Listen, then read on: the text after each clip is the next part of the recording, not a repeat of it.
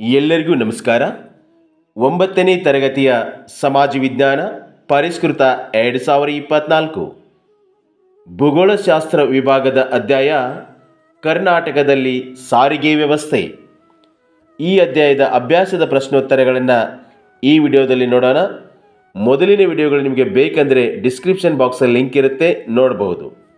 ಮೊದಲ ಮುಖ್ಯ ಪ್ರಶ್ನೆ, ಖಾಲಿ ಬಿಟ್ಟಿರುವ ಸ್ಥಳಗಳನ್ನು ಸೂಕ್ತ ಪದಗಳಿಂದ ಭರ್ತಿ ಮಾಡಿರಿ.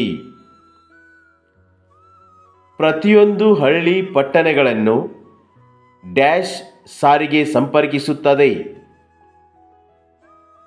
ರಸ್ತೆ ಸಾರಿಗೆ ಸಂಪರ್ಕಿಸುತ್ತದೆ. ಕರ್ನಾಟಕದಲ್ಲಿ ಮೊಟ್ಟ ಮೊದಲ ರೈಲು ಸಂಚಾರ ಪ್ರಾರಂಭವಾದ ವರ್ಷ ಡ್ಯಾಶ್ 1864. ಕರ್ನಾಟಕದಲ್ಲಿ ಅತಿ ಕಡಿಮೆ ಜಿಲ್ಲಾ ರಸ್ತೆಗಳನ್ನು ಹೊಂದಿರುವ ಜಿಲ್ಲೆ ಡ್ಯಾಶ್ ರಾಯಚೂರು ಜಿಲ್ಲೆ.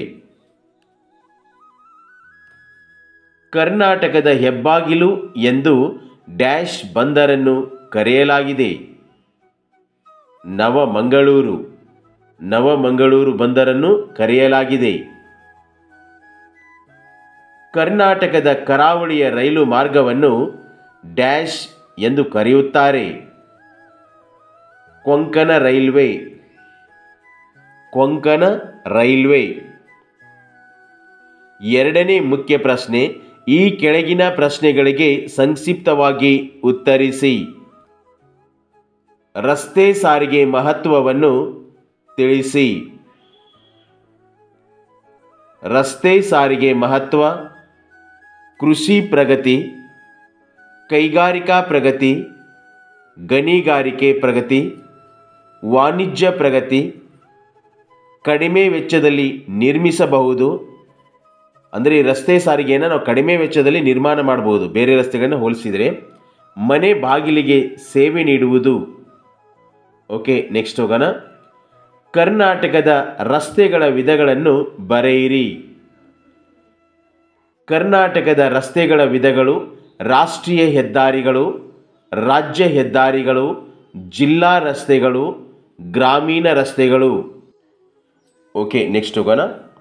ವಾಯು ಸಾರಿಗೆಯ ಅನುಕೂಲಗಳೇನು? ಉತ್ತರವನ್ನು ನೋಡೋಣ. ಇದು ವೇಗವಾದ ಸಾರಿಗೆಯಾಗಿದೆ. ಇದು ಪ್ರಯಾಣಿಕರು, ಅಂಚೆ ಮತ್ತು ಬೆಲೆಬಾಳುವ ವಸ್ತುಗಳನ್ನು ಬೇಗ ಸಾಗಿಸುತ್ತದೆ. ನೈಸರ್ಗಿಕ ವಿಪತ್ತುಗಳಲ್ಲಿ ಸಹಾಯಕ, ಯುದ್ಧಗಳಲ್ಲಿ ಸಹಾಯಕ, ತುರ್ತು ಪರಿಸ್ಥಿತಿಗಳಲ್ಲಿ ಸಹಾಯಕ. ಇವೆಲ್ಲವೂ ವಾಯು ಸಾರಿಗೆಯ ಅನುಕೂಲಗಳು. ಓಕೆ, ನೆಕ್ಸ್ಟ್ ಹೋಗೋಣ.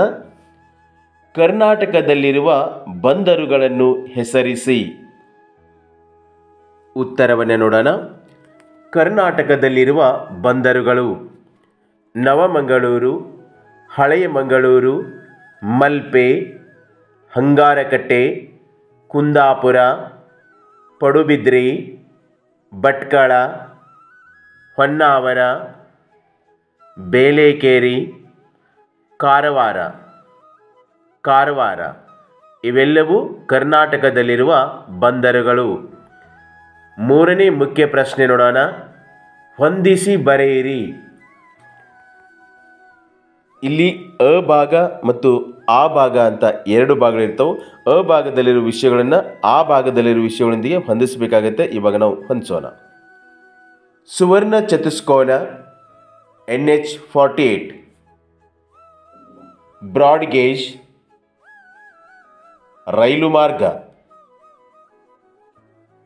HAL ವಿಮಾನ ನಿಲ್ದಾಣ,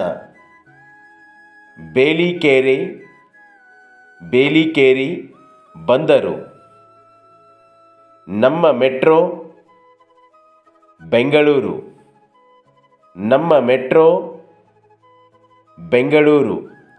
ಈಗ ಅ ಭಾಗದಲ್ಲಿರುವ ಎಲ್ಲ ವಿಷಯಗಳನ್ನು ಆ ಭಾಗದಲ್ಲಿರುವ ಎಲ್ಲ ವಿಷಯಗಳೊಂದಿಗೆ ಸರಿಯಾಗಿ ಹೊಂದಿಸಲಾಗಿದೆ. ಹೆಚ್ಚಿನ ಪ್ರಶ್ನೋತ್ತರಗಳು. ಈಗಾಗಲೇ ನಾವು ಅಭ್ಯಾಸದ ಪ್ರಶ್ನೋತ್ತರಗಳನ್ನು ನೋಡಿದ್ದು, ಇವಾಗ ಹೆಚ್ಚಿನ ಪ್ರಶ್ನೋತ್ತರಗಳನ್ನು ನೋಡೋಣ. ಕರ್ನಾಟಕದ ಪ್ರಮುಖ ರೈಲು ಮಾರ್ಗಗಳನ್ನು ಹೆಸರಿಸಿ. ಉತ್ತರವನ್ನು ನೋಡೋಣ. ಕೊಂಕಣ ರೈಲ್ವೆ, ಇದು ಪಶ್ಚಿಮ ಕರಾವಳಿಯ ಪ್ರಮುಖ ರೈಲು ಮಾರ್ಗ. ಮೆಟ್ರೋ ರೈಲು, ಬೆಂಗಳೂರಿನಲ್ಲಿ ಟ್ರಾಫಿಕ್ ಸಮಸ್ಯೆ ನಿವಾರಿಸಲು ನಮ್ಮ ಮೆಟ್ರೋ ರೈಲು ಸಾರಿಗೆಯನ್ನು ಪ್ರಾರಂಭಿಸಲಾಯಿತು.